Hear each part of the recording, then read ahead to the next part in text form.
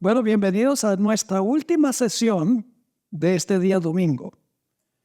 Vamos a estudiar lo que tenemos en la página 51, y vamos a tratar de llegar hasta, vamos a empezar más bien en la página 47. Página 47. Y vamos a tratar de llegar hasta la página 59, 47 a la página 59. Pero antes queremos orar, así que acompáñenme en la oración. Padre Celestial, gracias te damos por la forma como nos has dirigido hasta este momento. Te doy gracias por todos estos hermanos y hermanas que han venido aquí a la reunión para estudiar este maravilloso mensaje que tú nos has concedido como iglesia. Pedimos que dirijas ahora nuestros pensamientos al estudiar un poco más sobre la fiesta de la Pascua. Contamos con la promesa de tu presencia, porque venimos con confianza ante tu trono en el poderoso nombre de Jesús. Amén. Voy a trazar rápidamente estos paralelos entre Moisés y Jesús. Moisés es un tipo de Jesús. Es decir, es una ilustración de un ministerio mayor de Jesús. Y vamos a ver los paralelos para que ustedes vean que Moisés dirigió a un pueblo literal de Israel, a la Canaán literal, mientras que Jesús va a dirigir al Israel espiritual a la Canaán celestial. Noten los paralelos. Primero tenemos la raíz histórica y luego el cumplimiento mayor. Israel fue la novia de Dios en el Antiguo Testamento. De ahí nació el Mesías. Y el cumplimiento profético es que la novia de Cristo ahora es ¿quién? La iglesia. Cristo amó a su iglesia y se entregó por ella. La raíz histórica, Israel estaba en amarga esclavitud a los egipcios. Cumplimiento profético, el pueblo de Dios estaba en esclavitud espiritual al pecado. La raíz histórica, los hijos de Israel fueron esclavos del gran dragón. A Faraón se le llama el gran dragón en Ezequiel 29:3. Pero el cumplimiento futuro, el enemigo del pueblo de Dios era el gran dragón, Satanás, de quien Faraón era un tipo o una ilustración. La raíz histórica, el pueblo de Dios estaba clamando de dolor por la liberación. Encontramos en Apocalipsis 12 que la mujer estaba de parto clamando para que naciera el libertador. La raíz histórica, el libertador nació de una mujer llamada Jocabed. En el cumplimiento futuro y mayor, el niño varón Jesús nació de María. La raíz histórica, el faraón temía perder su trono, pero en el cumplimiento mayor, Herodes temía perder su trono.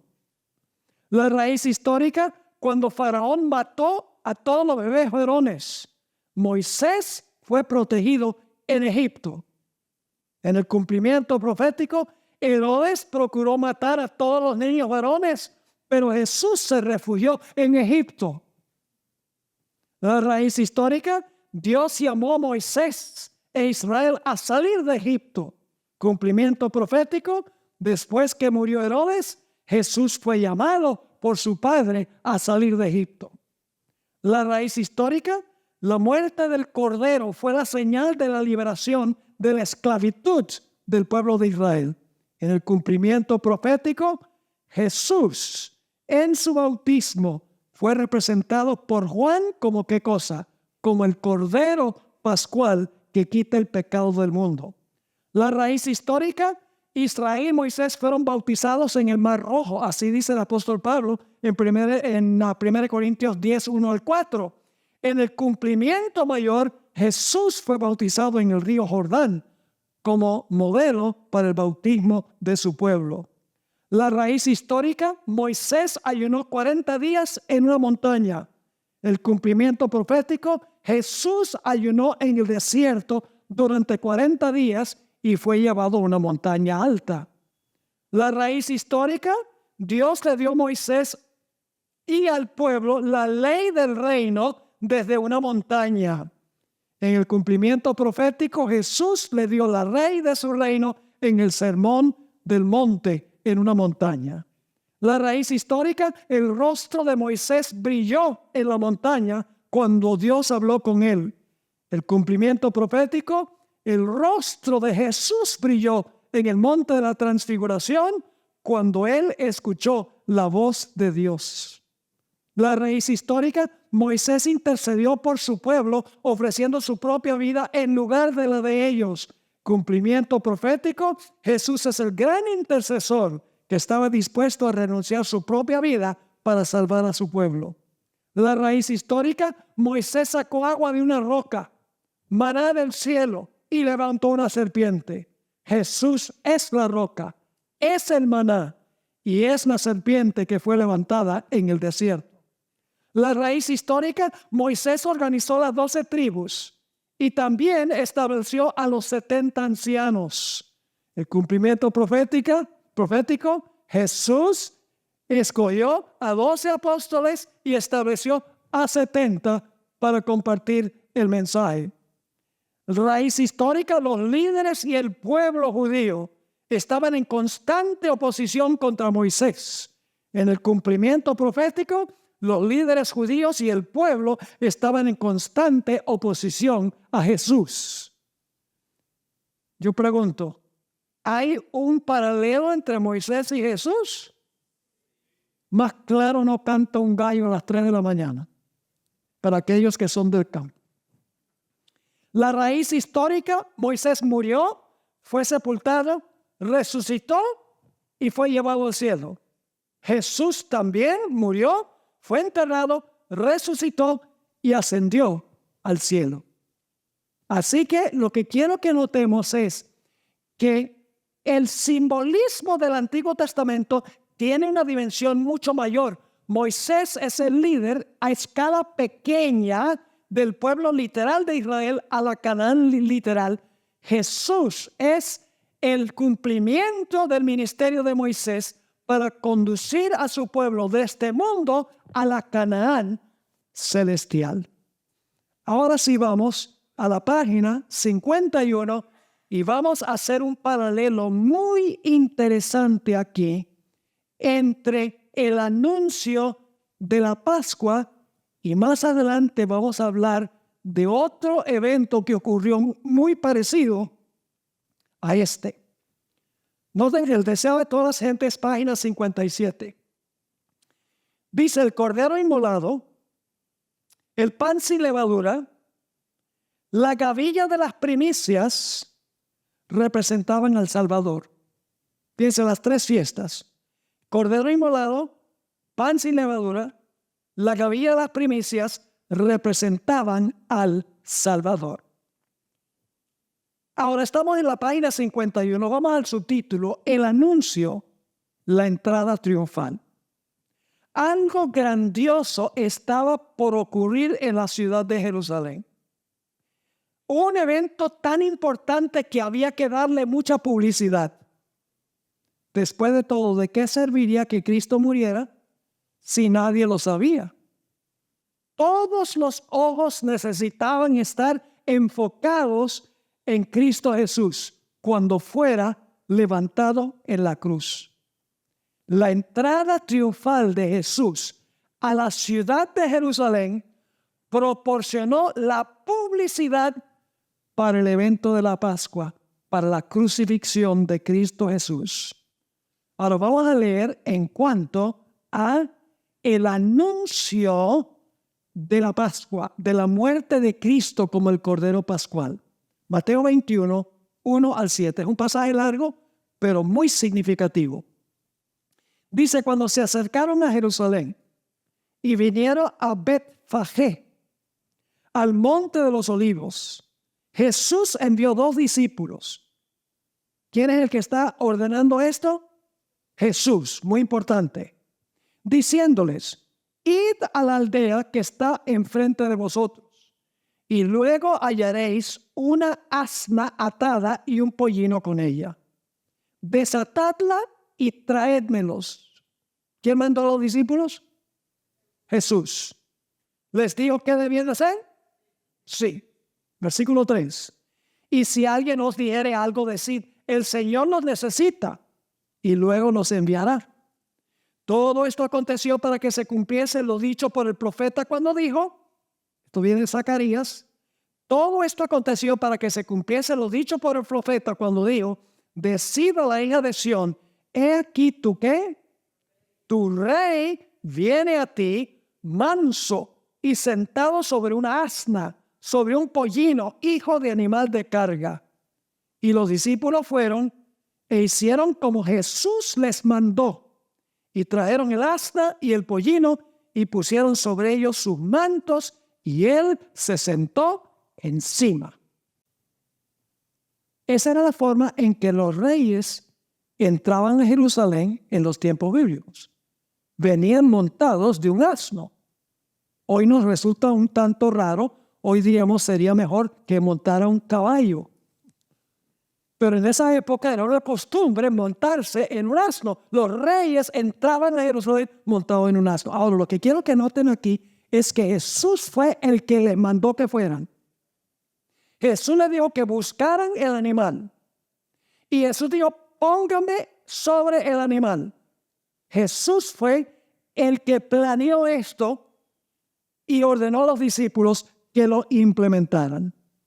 En el Deseo de Adolescentes, página 524, la sierva del Señor escribió lo siguiente. Cristo seguía la costumbre de los judíos en cuanto a una entrada real. El animal en el cual cabalgaba era el que montaban los reyes de Israel. Y la profecía había predicho que así vendría el Mesías a su reino.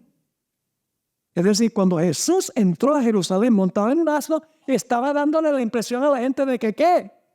De que venía, estaba entrando como ¿qué? Como rey de Israel. En el deseado página 525 encontramos estas palabras.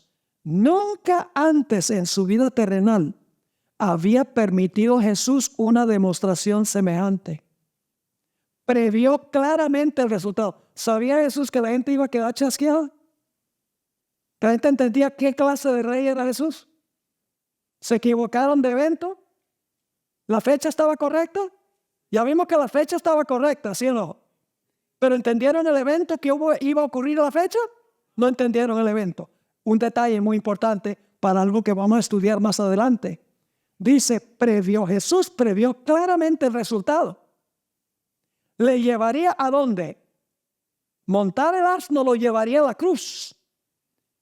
Porque los enemigos se iban a enardecer contra él. Pero era su propósito presentarse públicamente de esta manera como redentor. Y escuchen, deseaba llamar la atención al sacrificio que había de coronar su visión en favor de un mundo caído. ¿Cuál fue el propósito de la entrada triunfal? Era atraer la atención de todo el pueblo a lo que él iba a hacer en la cruz del Calvario. Todos debían en Jerusalén enfocarse en eso. Por eso es que Jesús planeó la entrada triunfal a Jerusalén. Fue organizado por Jesús. Entonces, si fue organizado por Jesús, ¿acaso Jesús no engañó a la gente? Jesús sabía que los reyes cabalgaban en asnos. Le dijo a los discípulos que trajeran el animal. Se sentó sobre el animal y permitió que la multitud lo aclamara como rey, sabiendo a sabiendas que el pueblo iba a quedar profundamente chasqueado. ¿Sí o no? Claro, Jesús sabía que la gente se iba a chasquear, que él no era la clase de rey que la gente estaba esperando. Y sin embargo, Jesús decidió seguir adelante. ¿Por qué razones que Jesús decidió seguir adelante aunque la gente no entendía? Porque los planes de Dios no conocen premura ni demora. Había una fecha para la celebración de la Pascua que representaba su muerte. Y Jesús tenía que morir conforme a la fecha que estaba en el calendario de Dios. Así que Jesús dijo, yo sigo adelante con el plan. La gente no entiende, pero con el transcurso del tiempo, el chasco se va a convertir en algo de gozo porque la gente finalmente va a entender. Pero Jesús no dijo, me voy a demorar hasta que la gente entienda. No, él tenía que hacerlo en la fecha establecida en las fiestas judías, particularmente la fiesta de la Pascua. ¿Cómo fue esta experiencia para los seguidores de Jesús? Fue una experiencia dulce, mis hermanos y hermanas, cuando ocurrió. Fíjense lo que dice el deseo de todas las gentes, página 524. Deseo de todas las gentes, página 524. Vamos a leer la 523 y 524. Pero la esperanza nació en los corazones de los discípulos al pensar gozosos que estaba Jesús por entrar en la capital para proclamarse rey y hacer valer su autoridad real. Mientras cumplían su diligencia, comunicaron sus brillantes esperanzas a los amigos de Jesús. Y despertando hasta lo sumo la expectativa del pueblo, la excitación se extendió lejos y cerca. El rumor se regó como fuego. El Mesías va a montar un asno y va a entrar a Jerusalén como rey. Vengan todo el mundo a la celebración. Y Jesús sabía que haciéndolo la gente se iba a llevar el chasco de la vida. Sigue la cita. No bien se hubo sentado sobre el pollino, cuando una algazara de triunfo hendió el aire. La multitud le exclamó como Mesías, como su rey. Jesús aceptaba ahora el homenaje que nunca antes había permitido que se le rindiera. Y los discípulos recibieron esto como una prueba de que se realizarían sus gozosas esperanzas y deberían establecerse en el trono. La multitud estaba convencida de que la hora de su emancipación estaba cerca. En su imaginación veía a los ejércitos romanos expulsados de Jerusalén y a Israel convertido una vez más en nación independiente. Todos estaban felices y alborozados, competían unos con otros por rendirle homenaje. La gente estaba llena de gozo, pensando que Jesús iba a aceptar la coronación como rey. Según el deseo de todas las gentes, la procesión comenzó con los discípulos. Luego se unieron a los discípulos los que viajaban a Jerusalén para la celebración de la Pascua. Y luego se unieron a aquel grupo, los que vivían en Jerusalén. Ella explica que a medida que se acercaban a la puerta oriental de la ciudad de Jerusalén, la multitud crecía más y más cada vez. Y se escuchaban sus voces cantando. Retumbaban sus voces ahí en las colinas que circundaban la ciudad. Dicen el deseo de todas las gentes también que los que fueron aquellos de quienes Cristo echó demonios estaban en ese grupo. Los ciegos cuyos ojos había abierto, los paralíticos cuyas piernas había sanado, los leprosos que Jesús había limpiado, las viudas y los huérfanos que había alentado, inclusive los muertos que había resucitado Jesús. Todos estaban allí en ese grupo que cantaba alabanzas al Señor. Vamos a ver en cuanto a lo que cantaban aquellas personas. Mateo 21, 8 al 11. Y la multitud, que era muy numerosa, tendía sus mantos en el camino, y otros cortaban ramas de los árboles y las tendían en el camino. Y la gente que iba delante y la que iba detrás aclamaba diciendo: Hosana al Hijo de David. Bendito el que viene en el nombre del Señor. Hosana en las alturas. Están cantando el Salmo 118 y el versículo 26. Cuando entró él en Jerusalén, toda la ciudad se conmovió, diciendo, ¿quién es este? Y la gente decía, este es Jesús, el profeta de Nazaret de Galilea. Los discípulos dirigieron el himno que estaban cantando. Dice en Lucas el capítulo 19 y el versículo 37 al 39, lo siguiente en cuanto a la entrada triunfal. Cuando llegaban ya cerca de la bajada del Monte de los Olivos, bajaban a un valle y luego subían para entrar por la puerta oriental. Cuando llegaban ya cerca de la bajada del Monte de los Olivos, toda la multitud de los discípulos, gozándose, comenzó a alabar a Dios a grandes voces por todas las maravillas que habían visto, diciendo, bendito el Rey que viene en el nombre del Señor. Paz en el cielo y gloria en las alturas. Entonces algunos de los fariseos de entre la multitud le dijeron, Maestro, reprende a tus discípulos. ¿Creen que fue una ocasión de gran gozo? No cabe duda que fue una época de gran gozo. Pensaban que Jesús iba a proclamarse rey, iba a destruir a los romanos y favorecer a la nación judía de nuevo, ponerlos en el apogeo del mundo. Pero aquí viene lo interesante. Jesús sabía que iban a llevarse el chasco de la vida. El gozo se iba a convertir ¿en qué? Se iba a convertir en tristeza. Se iba a convertir en lágrimas. Y sin embargo Jesús decidió seguir adelante con el plan. Quiero leer una cita en El Deseo de Todas las Gentes, página 525. Dice, los sucesos relacionados con la cabalgata triunfal iban a ser el tema de cada lengua. Y pondrían a Jesús en todo pensamiento. Aquí está la razón por la cual Jesús siguió adelante.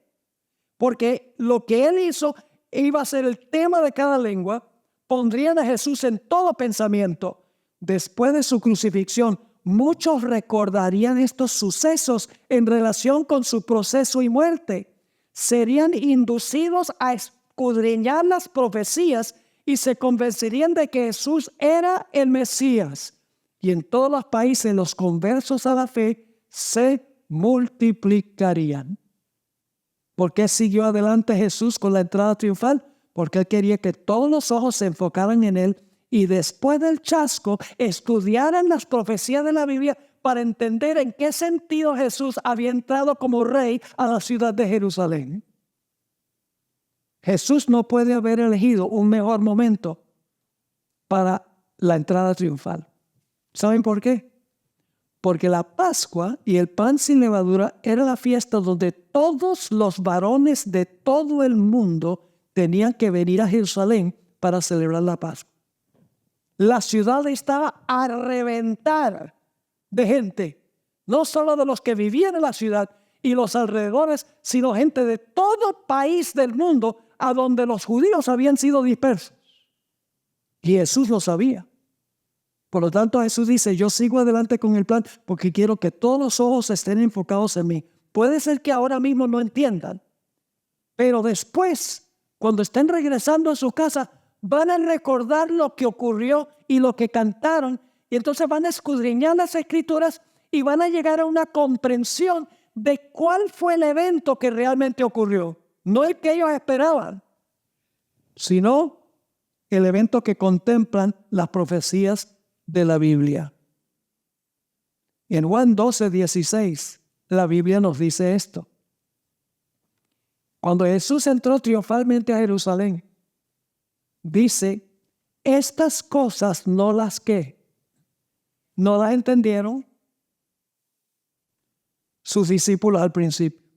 ¿Entendieron ellos la razón de la entrada triunfal? ¿Entendían qué clase de rey iba a ser Jesús? No. Y sin embargo siguieron adelante con el plan, no entendiendo el evento que iba a ocurrir. Sigue diciendo, pero cuando Jesús fue glorificado, cuando resucitó, cuando ascendió al cielo, dice, cuando Jesús fue glorificado, entonces, ¿qué? Se acordaron de que estas cosas estaban escritas acerca de él y de que se las habían hecho. ¿Captaron que lo que dice la hermana White es correcto? ¿Qué iba a pasar? No la entendieron cuando ocurrió la entrada triunfal. Pero dice que después iban a estudiar ¿qué cosa? Las profecías e iban a entender el evento. Ahora yo pregunto, ¿la fecha estaba correcta? ¿Sí? ¿Cuál era el problema? Con el evento que iba a ocurrir en la fecha. Pueden pensar de otra ocasión cuando la gente estaba muy gozosa esperando que se cumpliera una profecía y esperaban que Cristo regresara en poder y gloria a esta tierra y quedaron profundamente chasqueados. Pero la fecha estaba correcta. Me estoy adelantando porque esto es un paralelo tremendo.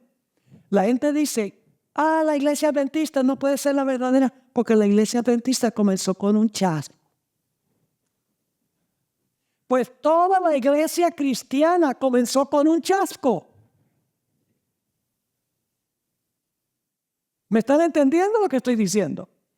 Un chasco por la mala comprensión de la gente no significa que Dios no estaba dirigiendo. ¿Estaba Dios dirigiendo a Jesús?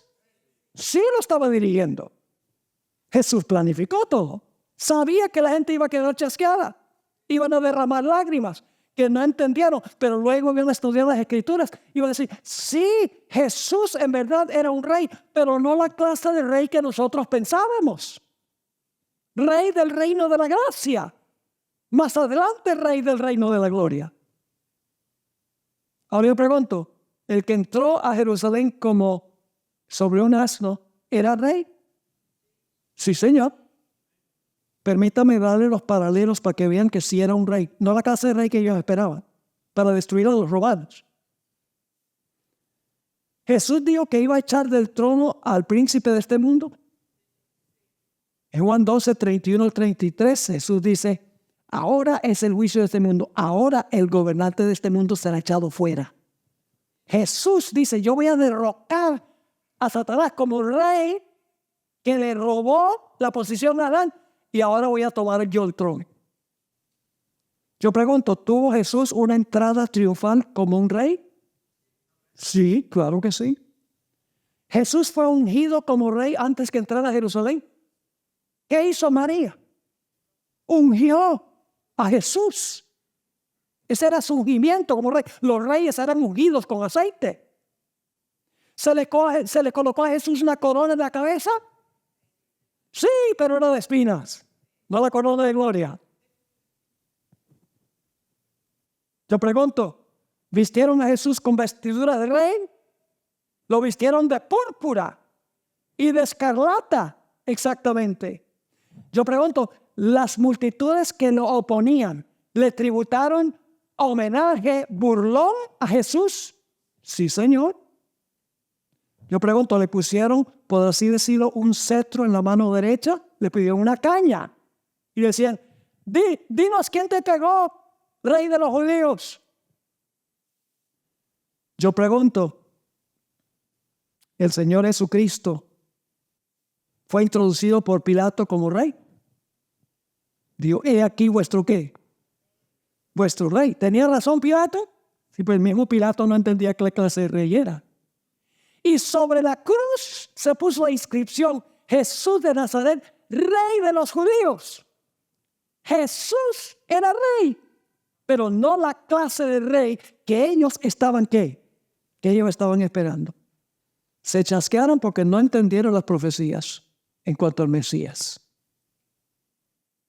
Yo pregunto, Jesús había intentado repetidas veces decirle a los discípulos que lo iban a maltratar, iba a morir e iba a resucitar al tercer día. Jesús lo había dicho múltiples veces. Sí, Señor. Pero ellos no entendieron. Porque querían que fuera un rey temporal. Déjenme darles un ejemplo de cómo Cristo les había advertido. En Mateo, el capítulo 16 y el versículo 21 y el versículo 22. Esto es 6 meses antes de que Jesús muriera. Desde entonces comenzó Jesús a declarar a sus discípulos que le era necesario ir a Jerusalén y padecer mucho de los ancianos, de los principales sacerdotes y de los escribas, y ser muerto y resucitar al tercer día.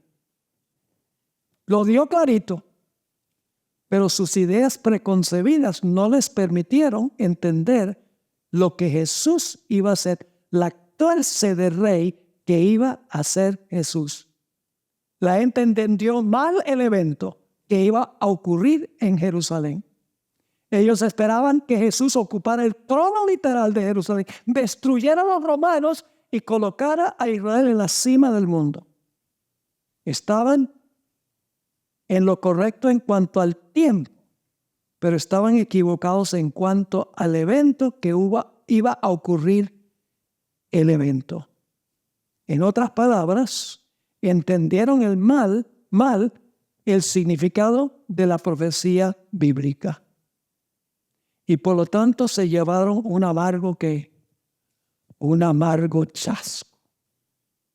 Podemos captar cómo fue ese chasco cuando iban caminando a la aldea de Emaús, dos seguidores de Jesús. Iban hablando y Jesús no alcanzó y empezó a caminar con ellos. Y fíjense lo que dice Lucas, el capítulo 24 y el versículo 21.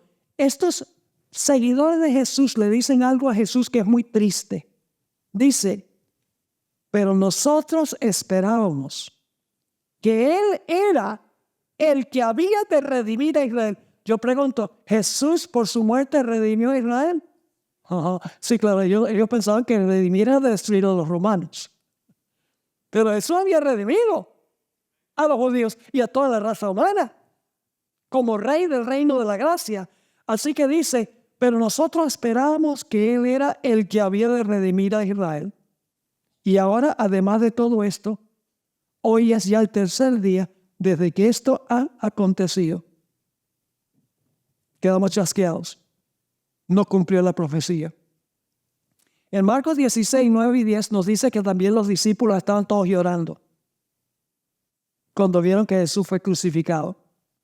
Marcos 16, 9 y 10 dice, habiendo pues resucitado Jesús por la mañana, el primer día de la semana, apareció primeramente a María Magdalena, de quien había echado 7 demonios. Yendo ella, lo hizo saber a los que habían estado con él, que estaban ¿qué? Tristes y llorando. ¿Cómo deberían haber estado? Alegres, si hubieran entendido las profecías. Menos de una semana después de la entrada triunfal, muchos de los que habían dicho, bendito sea el que entra a Jerusalén sobre el asno, el que viene en el nombre del Señor, estaban clamando, crucifícale, crucifícale. Menos de una semana después, la mayoría, escuchen, la mayoría de los que habían aclamado a Jesús en la entrada triunfal se volcaron en contra de él. Menos de una semana después, abandonaron la emoción del momento, abandonaron el movimiento, podríamos decir. Noten lo que dice Marcos 15, versículo 12 al 15. Recuerden estos detalles porque cuando hablemos de 1844, esto se va a repetir de nuevo. Se va a repetir de nuevo. Igualito. Dice Marcos 15, 12 al 15. Respondiendo Pilato les dijo otra vez, ¿qué pues? ¿Queréis que haga del que llamáis rey de los judíos? Ellos volvieron a dar voces. Crucifícale. Pilato le decía, pues qué mal ha hecho. Pero ellos gritaban aún más, crucifícale. Y Pilato, queriendo satisfacer al pueblo, le soltó a Barrabás y entregó a Jesús después de azotarle para que fuese crucificado. Pero yo pregunto, de toda esa muchedumbre que había aclamado a Jesús, ¿había un remanente fiel que no perdió la fe? ¿Estuvieron chasqueados, pero no perdieron la fe? Sí, un pequeño grupo, escuchen bien, En el Pentecostés eran 120. De toda la muchedumbre, en el zarandeo quedaron solamente 120. Un pequeño remanente. Los otros apostataron. Ahora, después del chasco, el remanente fiel decidió estudiar las Escrituras de nuevo. Se reunieron para estudiar en los días entre cuando Jesús resucitó y el día del Pentecostés. Se dedicaron a estudiar las profecías otra vez para ver qué había pasado. Si podían entender que Jesús había cumplido la profecía que ellos no habían entendido. Y a medida que estudiaron, descubrieron que habían estado equivocados en cuanto al evento, pero que la fecha estaba correcta. Noten lo que dice Lucas, el capítulo 24 y el versículo 25 al 27. El mismo día del chasco, el mismo día de la resurrección de Jesús, inmediatamente después del chasco, esos dos discípulos que caminaban a la aldea de Emaús, Jesús llega y le dice a ellos: ¿por qué ustedes están tristes? Nosotros pensábamos que Él iba a redimir a Israel y hoy es el tercer día y está muerto. Y Jesús entonces les dice lo siguiente en Lucas 24, 25 al 27. Entonces les dijo: oh insensatos y tardos de corazón para creer todo lo que los profetas han dicho. ¿Dónde estaba el problema? ¿Con lo que Jesús hizo estaba el problema? No, ¿con qué? Con la comprensión de ellos. Porque dice: insensatos y tardos de corazón para creer todo lo que los profetas han dicho. ¿No era necesario que el Cristo padeciera estas cosas y que entrara en su gloria? Y ahora, ¿cómo explica Jesús la razón del chasco? Va a las Escrituras. Dice: y comenzando ¿desde dónde? Desde Moisés. Indudablemente las fiestas judías. La muerte del Cordero. Pascua. ¿Y cómo no nos dimos cuenta de eso? Pan sin levadura. Su cuerpo no vio corrupción. ¿Cómo no entendimos eso? Las primicias, lo que recibieron. ¿Cómo no entendimos eso? ¿Está tan claro? ¿Qué explicó la razón del chasco? Las Escrituras. Así que dice: no era necesario que el Cristo padeciera estas cosas y que entrara en su gloria. Y comenzando desde Moisés y siguiendo por todos los profetas, les declaraba en todas las Escrituras lo que de él decían. Y luego Jesús desapareció. Llegó a la casa de ellos, le mostró las manos, se dieron cuenta que era Jesús. Y entonces ellos regresan a Jerusalén. Y fíjense lo que dijeron cuando iban rumbo a Jerusalén para contarle a los discípulos que estaban escondidos. Lucas 24, 32. Y se decían uno al otro: ¿no ardía nuestro corazón en nosotros mientras nos hablaba en el camino y cuando nos abría qué? Cuando nos abría las Escrituras? Y fíjense lo que es interesante. Jesús no les reveló a los líderes prominentes la razón del chasco. Se los reveló a dos que no estaban entre los prominentes de los seguidores de Jesús. Recuerden ese detalle. Lucas 24 y el versículo 33 al 35 dice: y levantándose a la misma hora, volvieron a Jerusalén y hallaron a los 11 reunidos y a los que estaban con ellos, que decían: ha resucitado el Señor verdaderamente y ha aparecido a Simón. Entonces ellos contaban las cosas que les habían acontecido en el camino y cómo le habían reconocido al partir pan. ¿Entendieron entonces cuando Jesús les explicó de las Escrituras? ¿Entendieron lo que había pasado? ¿Entendieron la Pascua? ¿Creen que entendieron la Pascua? Sí. ¿Creen que entendieron el pan sin levadura? Sí. ¿Creen que entendieron las primicias? ¿Cómo no? Estaba claro. No es la clase de rey que nosotros esperábamos. Si era la fecha, según las fiestas judías. Pero el evento no era el evento contemplado en las Escrituras. Las Escrituras explicaron la razón del chasco. Volvieron a estudiar las profecías que habían interpretado mal y las interpretaron bien. Y entonces entendieron la razón del chasco. Vamos a Lucas 24, 44 al 49.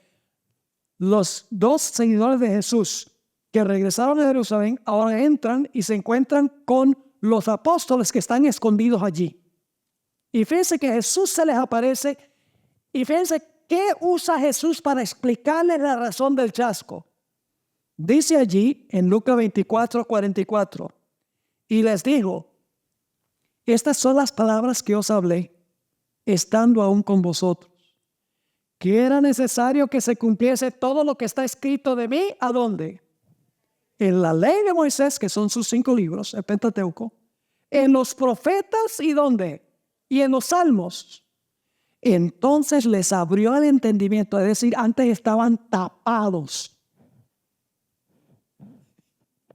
¿Sí o no?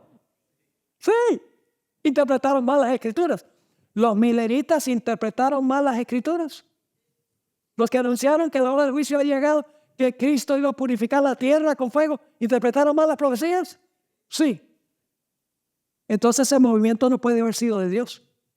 ¿Fue de Dios ese movimiento? Sí.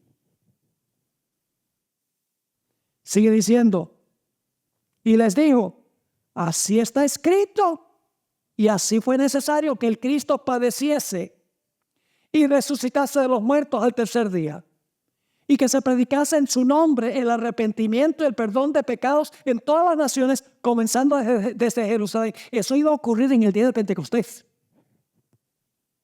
Y vosotros sois testigos de estas cosas. He aquí yo enviaré la promesa de mi Padre sobre vosotros, pero quedaos vosotros en la ciudad de Jerusalén hasta que seáis investidos de poder desde lo alto. Y entonces, ¿saben lo que hizo Jesús? ¿Cuántos días permaneció Jesús en la tierra antes de ascender al cielo después de su resurrección? 40 días. ¿Qué hizo durante esos 40 días? 2 cosas. En primer lugar, se apareció a muchos comprobando que había resucitado. Pero en segundo lugar, en Hechos 1 y el versículo 3 dice que les habló a sus seguidores de las cosas concernientes al reino de Dios. Les siguió enseñando en cuanto a las profecías. Y ahora viene algo muy interesante. Y es que el apóstol Pedro en el día del Pentecostés citó varias profecías bíblicas para explicar lo que estaba ocurriendo en el día del Pentecostés. ¿Dónde creen ustedes que Pedro aprendió a interpretar correctamente las profecías que apuntaban al Pentecostés? Tiene que haberlo aprendido de los labios de Jesús durante esos 40 días. Porque en el día del Pentecostés el apóstol Pedro predicó todo perfecto como está en la Biblia. Porque Jesús les enseñó el significado. Inclusive la apostasía de Judas. El capítulo 1 de Hechos, antes del Pentecostés, los discípulos se reunieron para nombrar un sucesor de Judas. Y Pedro se para y les dice, hay que nombrar a un sucesor. Tiene que haber 12 apóstoles. 11 no cuenta. Tiene que ser 12. Y en una lección más adelante les voy a explicar por qué tenían que nombrar el apóstol número 12 antes del día del Pentecostés. Hay una razón teológica. Así que el apóstol Pedro dice hay que nombrar a un sucesor. Y cita el Salmo 109. Y dice, ya el Salmo 109 profetizó que Judas iba a apostatar y que había que nombrar a alguien para tomar su oficio. ¿Pedro entendió bien, sí o no? Claro que sí. Y citó también de 1 Samuel, donde dice que la simiente de David iba a sentarse en el trono. Está citando 1 Samuel. Cita también el Salmo 110, siéntate a mi diestra hasta que ponga a tus enemigos como estrado de tus pies. Citó la profecía de Joel, el capítulo 2, donde dice que derramaré el Espíritu sobre toda carne. Ahora Pedro entiende, porque Jesús le había explicado las profecías. Ya sabían lo que iba a ocurrir en el día del Pentecostés. ¿Ustedes creen que los discípulos ahora estaban chasqueados? Y fíjense lo que es interesante. Después del chasco, se fundó la iglesia cristiana. ¿Qué ocurrió después del chasco de 1844?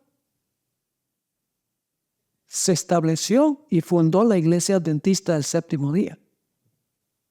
Interesante.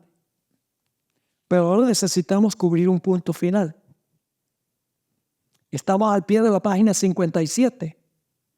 Los discípulos ahora podían profetizar de nuevo, ¿sí o no? ¿Podían profetizar de nuevo? ¿Saben que en Apocalipsis 10 dice que después del chasco, después que se comieron el librito y fue dulce en la boca y amargo en el vientre, el ángel les dice es necesario que profeticen de nuevo? Ahora tienen que explicar las profecías, pero correctamente. Los discípulos ahora podían profetizar de nuevo, pero con una nueva visión. Sin embargo, las iglesias principales de aquella época rechazaron la nueva idea. Ya, ustedes lo que hicieron fue inventar la teoría de la resurrección para salvar su reputación porque se equivocaron. ¿Sabe que los enemigos de la iglesia adventista dicen, eso de que Cristo no vino a la tierra, sino que entró al lugar santísimo del santuario? Eso lo inventaron porque quedaron mal.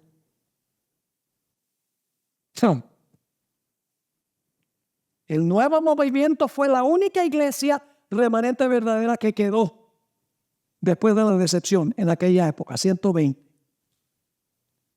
Yo pregunto, ¿sería apropiado decir que había muchas sectas judías, muchas denominaciones en los días de Jesús, verdad?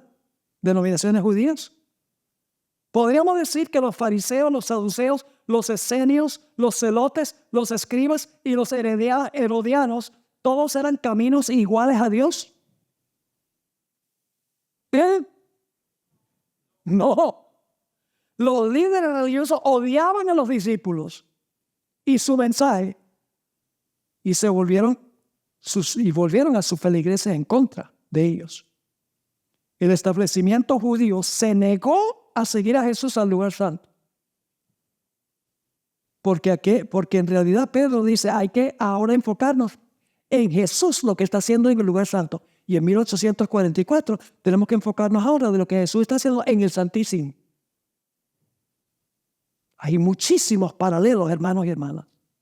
El establecimiento judío se negó a seguir a Jesús al lugar santo, por lo que fueron dejados en total oscuridad para continuar sus ceremonias inútiles. Los discípulos fueron perseguidos y expulsados de las sinagogas. Mateo 21, 15 y 16 dice, pero los principales sacerdotes y los escribas, viendo las maravillas que hacía, y a los muchachos aclamando en el templo y diciendo, Hosana al Hijo de David, se indignaron y le dijeron, ¿oíes los que estos dicen? Y Jesús les dijo, sí, nunca leísteis de la boca de los niños y de los que maman, perfeccionaste la alabanza. En el deseado de todas las gentes, página 527, Elena White escribió, muchos fariseos eran testigos de la escena y ardiendo de envidia y malicia, procuraron cambiar la corriente del sentimiento popular. Con toda su autoridad trataron de imponer silencio al pueblo, pero sus exhortaciones y amenazas no hacían sino acrecentar el entusiasmo. Interesante esta historia. No olviden esta historia porque más adelante cuando hablemos del día de expiación, el cumplimiento del día de expiación, vamos a ver que la historia se repite, hermanos y hermanas. La historia se repite a escala mayor. Ahora, es significativo que inmediatamente después de la entrada triunfal, Jesús, ahora esta parte es muy importante, inmediatamente después de la entrada triunfal, Jesús proclamó la caída de la nación judía, con la excepción del remanente fiel. ¿Recuerdan la historia de la higuera? ¿Sabe qué lo representaba la higuera? Representaba a Israel. Pueden leer en el libro de Zacarías, la higuera representaba a Israel. Y Jesús dice a los discípulos, vamos y busquemos unos higos en esa higuera. Y llega Jesús, no tenía ni un solo fruto. ¿Qué hizo Jesús? Maldijo la higuera y se secó de raíz. ¿Qué pasa cuando un árbol se seca de raíz? That's it. No vuelve a renacer. Jesús estaba diciendo que la nación judía, por haberlo rechazado a él, se iba a secar. Ya no iba a cumplir una función profética. Ahora, no significa que la nación de Israel no pueda existir como nación, pero ya no son el instrumento en las manos de Dios para compartir el evangelio.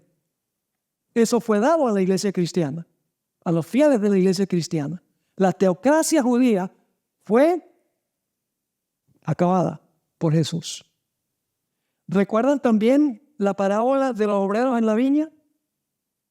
Vino el tiempo de los frutos, mandó siervos para que le dieran los frutos. Los acabaron. Manda a otros individuos para pedir los frutos en su tiempo, hace lo mismo con ellos. Y finalmente dice la parábola que finalmente envió a su hijo, Jesús. ¿Y qué dijeron? Este es el heredero. Matémoslo y echemos de la viña. Y entonces Jesús les preguntó, ellos no habían caído en cuenta que Jesús estaba hablando era de ellos. Dice, ¿qué hará Dios con esos que hicieron eso con el hijo? Dicen, lo destruirá miserablemente y le dará el reino a otros. Dice, ustedes son. Cosa seria. Jesús también contó la parábola del gran banquete. No voy a ampliar esa historia, pero tiene que ver con la nación judía. Y pronunció los ayes sobre los escribas y fariseos en Mateo 23. Y ahí dice claramente que la nación fue rechazada como el instrumento especial de Dios para proclamar el evangelio, porque ellos no tenían ningún evangelio para proclamar. Habían rechazado al que está en el centro del evangelio.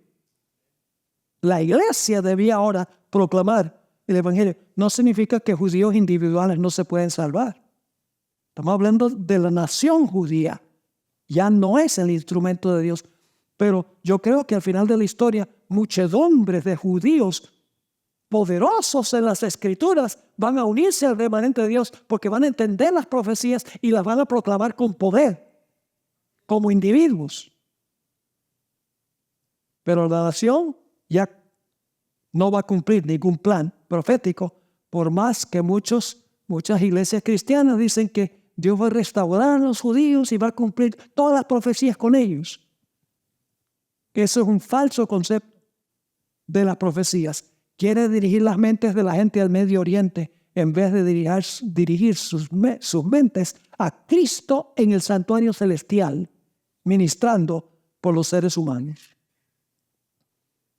Menos de una semana después de la entrada triunfal, el Sanedrín judío sentenció a Jesús a muerte. En la cruz los escribas, los principales sacerdotes y los ancianos se burlaron de él y lo insultaron. El establecimiento religioso en rebelión endurecida incluso intentó ocultar la verdad de su resurrección, diciendo que los discípulos habían inventado la historia de la resurrección para salvar las apariencias.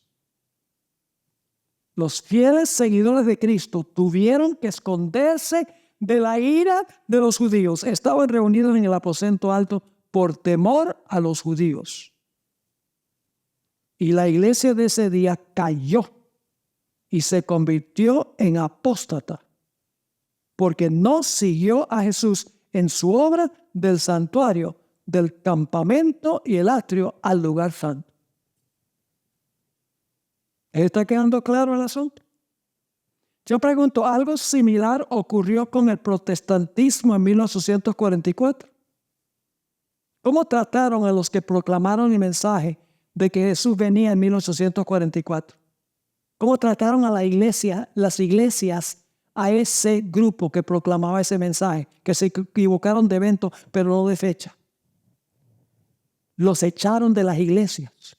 ¿Sabe usted que la hermana White y su familia fueron echados de la iglesia metodista, fueron borrados por asistir a una reunión donde estaba predicando Guillermo Miller? Y muchos otros fueron perseguidos.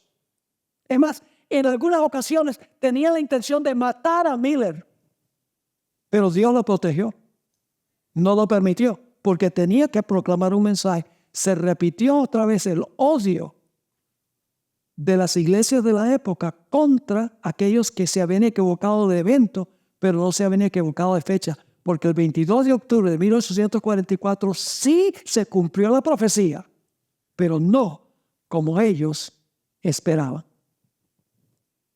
Ahora vamos a la última sección, a finales de la página 58. En Deuteronomio 18, 1 al 15 al 18, Dios prometió enviar otro profeta, Moisés, pero más grande que él. Hechos 3, 22 al 26 y Hebreos 3, 1 al 5 nos asegura que Jesús fue el profeta mayor que Moisés. Deuteronomio 18 también nos dice que Dios cortaría a Israel si no escuchaba a Moisés. Ahí lo dice, que si el pueblo no escuchaba a Moisés iban a ser cortados. Ya estaba proclamando de antemano lo que iba a pasar con la nación judía. Así que hoy el Israel espiritual será cortado también si no escucha a Jesús. Las cosas de Moisés ahora le pertenecen ¿a quién? Le pertenecen a Jesús. La nación judía en los días de Cristo no entendía esta gran verdad. Confiaron en Moisés, pero rechazaron a Jesús. Y el apóstol Pablo amplía esto en 2 Corintios, el capítulo 3. Así que este tema ha sido el anuncio de la Pascua. Ahora, en nuestra próxima reunión, que será mañana, misma hora, mismo lugar, mismo canal, a las 5 de la tarde, vamos a estudiar la Pascua histórica. Y luego vamos a hablar el cumplimiento de la Pascua histórica. Serán nuestras primeras 2 sesiones y luego entonces entraremos a estudiar la fiesta de los panes sin levadura y la fiesta de las primicias.